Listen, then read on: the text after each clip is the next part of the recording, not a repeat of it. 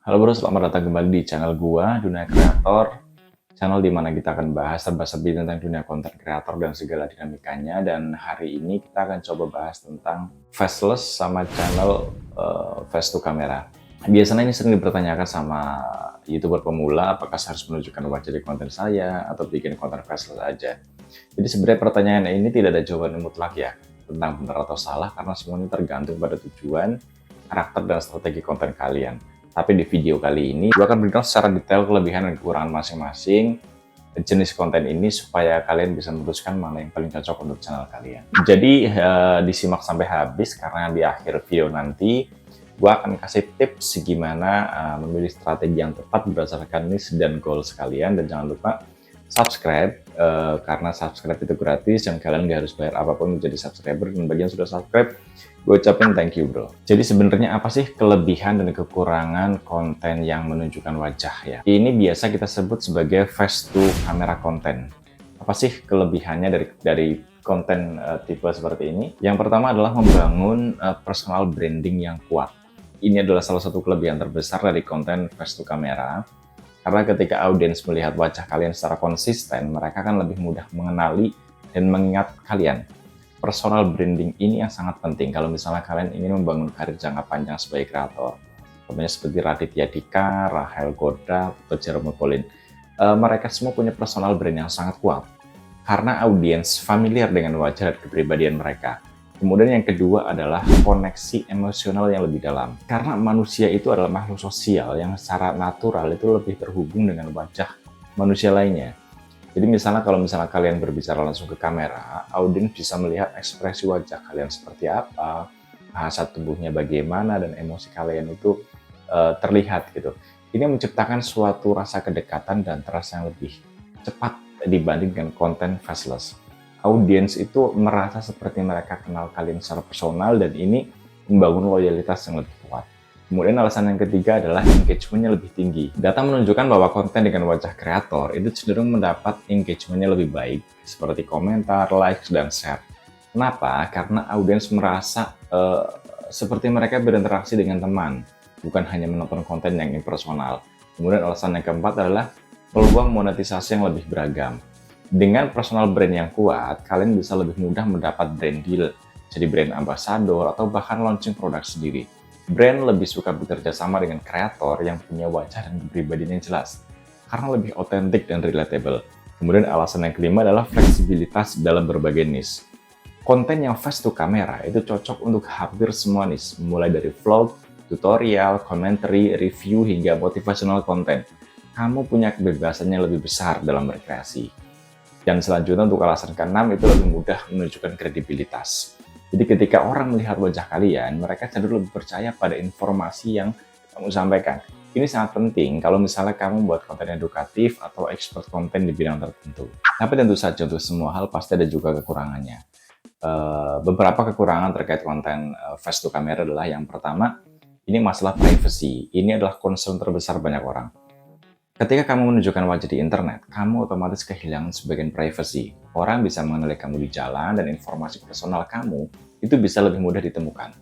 Ini bisa jadi masalah kalau misalnya kamu value privacy atau punya kekhawatiran terkait keamanan. Kemudian yang kedua adalah insecurity dan mental health issue ya.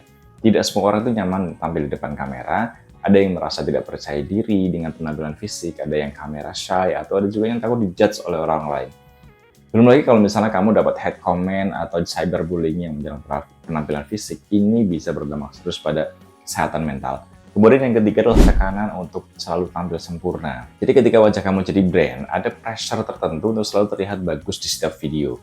Ini berarti kamu harus perhatikan make up, rambut, outfit, dan penampilan secara keseluruhan. Ini bisa melelahkan dan memakan waktu ekstra dalam produksi. Kemudian alasan yang keempat adalah proses produksi yang lebih rumit. Merekam diri sendiri berbicara di depan kamera itu membutuhkan skill yang tidak semua orang itu punya. Kamu harus belajar bagaimana berbicara dengan natural, mengelola bahasa tubuh, dan tetap engaging di depan kamera. Ini pasti butuh practice dan tidak semua orang bisa langsung comfortable. Kemudian alasan yang kelima adalah keterbatasan lokasi sama fleksibilitas. Kalau misalnya kamu sedang tidak dalam kondisi yang terbaik, lagi sakit, atau sedang tidak di lokasi yang bagus untuk syuting, kamu tidak bisa memproduksi konten. Konten face to camera itu lebih demanding dalam hal konsistensi penampilan dan setting. Kemudian alasan keenam adalah sulit untuk scale atau delegasi. Karena konten itu berpusat pada diri kalian, akan sulit untuk mendelegasikan produksi konten kalian ke orang lain. Jadi kalau misalnya channel kamu itu berkembang dan ingin produksi lebih banyak konten, kamu tetap harus tampil sendiri. Kemudian sekarang kita bahas terkait konten faceless ya. Apa sih kelebihan dari jenis konten ini? Pertama, itu privasi terjaga sepenuhnya. Ini adalah alasan utama kenapa banyak kreator itu memilih faceless konten. Kamu bisa tetap anonymous dan tidak perlu khawatir dikenali di kehidupan sehari-hari. Ini memberikan separation yang jelas antara kehidupan online dan offline kamu. Kemudian alasan yang kedua adalah fokus pada konten, bukan pada personality. Dengan konten faceless, audiens fokus pada value yang kamu berikan, bukan pada siapa kamu. Ini bagus kalau misalnya kamu ingin konten kamu dinilai murni dari kualitas informasi atau entertainment yang diberikan. Kemudian alasan yang ketiga adalah proses produksi yang lebih fleksibel. Kamu tidak perlu khawatir tentang penampilan, tidak perlu make up, dan tidak perlu setting yang sempurna. Kamu bisa produksi konten kapan aja, di mana aja. Bahkan kalau misalnya kamu sedang sakit pun atau tidak mood lah untuk bikin konten, kamu masih bisa edit dan upload konten. Kemudian alasan yang keempat adalah lebih mudah untuk scale. Konten faceless itu lebih mudah untuk di-outsource atau didelegasikan. Kamu bisa hire voice over artist, video editor, atau scriptwriter untuk membantu produksi. Beberapa channel faceless bahkan bisa berjalan semi autopilot dengan tim yang tepat. Dan alasan yang kelima adalah biaya produksi yang lebih rendah. Kamu tidak perlu invest di lighting yang mahal, kamera yang bagus, atau backdrop yang estetik. Banyak konten faceless itu yang bisa dibuat hanya dengan screen recording software atau stock footage yang murah. Kemudian alasan yang keenam adalah cocok untuk niche tertentu. Jadi memang ada beberapa niche yang justru lebih cocok dengan format faceless, seperti meditation music, ASMR, compilation video, tutorial software, atau educational animation. Untuk niche-niche ini, menunjukkan wajah justru bisa mengurangi value dari konten itu sendiri. Dan alasan ketujuh, tidak ada diskriminasi berdasarkan appearance. Sayangnya, dunia masih ada bias ya berdasarkan penampilan fisik. Dengan konten faceless, kamu tidak akan dijudge berdasarkan usia, gender, ras, atau penampilan fisik lainnya. Konten kamu dinilai murni dari kualitasnya. Tapi selain ada kelebihannya, juga ada banyak kekurangannya terkait konten faceless ini. Lumayan signifikan juga. Yang pertama, jelas adalah sulit untuk membangun personal connection ya, atau personal branding. Ini kekurangan terbesar. Artinya tanpa wajah, audiens itu lebih sulit untuk merasa connect secara emosional dengan kamu sebagai kreator. Mereka subscribe ke channel, bukan ke kamu sebagai person. Ini membuat loyalitas audiens itu cenderung lebih rendah. Kemudian alasan yang kedua adalah kompetisi yang sangat ketat, karena konten faceless itu lebih mudah dibuat dan tidak butuh unique personality.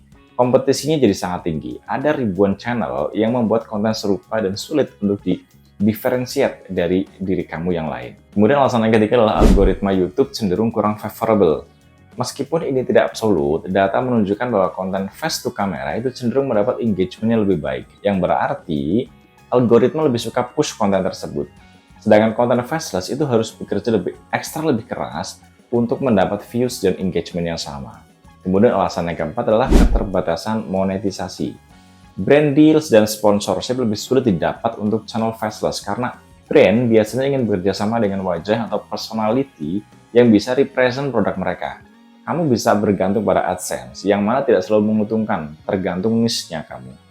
Kemudian alasan yang kelima adalah mudah ditiru atau digantikan. Karena tidak ada unique personality atau face yang jadi identifier, konten faceless lebih mudah untuk ditiru atau digantikan oleh kompetitor. Jadi kalau misalnya ada channel lain yang buat konten serupa dengan kualitas yang lebih baik, audiens bisa dengan mudah untuk pindah. Kemudian alasan yang keenam adalah engagement yang lebih rendah. Statistically, konten faceless itu cenderung mendapat engagement rate yang lebih rendah. Audiens kurang termotivasi untuk komen atau berinteraksi karena merasa kurang personal connection. Kemudian alasan yang ketujuh adalah terbatas pada niche tertentu. Tidak semua jenis konten itu cocok dibuat faceless. Konten seperti vlog, reaction video, atau personal storytelling itu akan kehilangan esensinya kalau misalnya dibuat faceless. Jadi kesimpulannya mana yang lebih baik? Jawabannya itu tergantung pada goals dan preferensi kamu. Jadi pilih face to camera kalau kamu ingin membangun personal brand yang kuat, comfortable dengan paparan publik, ingin koneksi yang lebih dalam dengan audiens, dan fokus pada monetisasi jangka panjang melalui berbagai channel termasuk brand deals dan produk sendiri. Kemudian pilih konten faceless kalau misalnya privacy adalah prioritas kamu. Kamu ingin fokus pada konten quality bukan personality, dan kamu ingin fleksibilitas produksi yang tinggi, atau niche kamu memang lebih cocok untuk format faceless. Ada satu tips bonus juga untuk yang bisa kamu pakai, bahwa kamu bisa juga menggabungkan keduanya. Artinya ada beberapa kreator sukses yang memang buat mix antara konten face to camera dan faceless, tergantung pada tipe konten. Misalnya, tutorial itu bisa faceless dengan screen recording, tapi untuk update channel atau personal stories itu bisa pakai face to camera. Dan yang paling penting adalah konsistensi dan kualitas konten. Artinya, apapun format yang kamu pilih, pastikan kamu memberikan value kepada audiens. Jangan terlalu lama overthinking. Mulai aja dulu dan kamu bisa adjust strategi seiring berjalannya waktu. Jadi itu dia bro, pembahasan lengkap tentang kelebihan dan kekurangan konten face to camera versus faceless. Kalau misalnya kamu ada pengalaman atau pertanyaan, tulis di comment section, dan kalau misalnya video ini bermanfaat, jangan lupa like, share, dan subscribe. Sampai jumpa di video selanjutnya, bye!